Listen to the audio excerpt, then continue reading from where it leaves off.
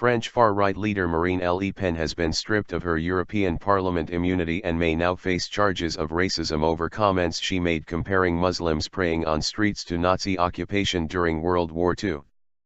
Parliamentarians voted on Tuesday to ratify the decision, as recommended by a judicial committee, so that Le Pen, who leads the French National Front Party, could defend herself against a charge of inciting racial hatred brought by French prosecutors in 2011. Le Pen, who was present for the vote, said she stood behind her comments and looked forward to defending them in front of a judge. "I'm going to defend myself, and I'm absolutely convinced that the court will rule in my favor and protect my right to say to the French the truth about the situation, notably prayers in the streets, but not only that," Le Pen said in an interview on French television. If found guilty of inciting racial hatred, she would face a maximum penalty of 1 year in prison and $60,000 in fines. In her speech, made in 2010 in Lyon and broadcast in France, Le Pen said that more and more burqas were being seen in France. After that came prayers in the streets.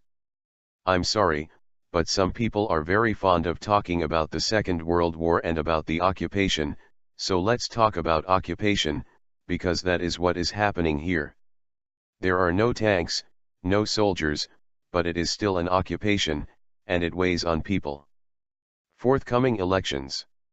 A trial in France would be a setback for the National Front as it seeks to beat the Socialist Party and mainstream centre-right party in local and European Parliament elections next year.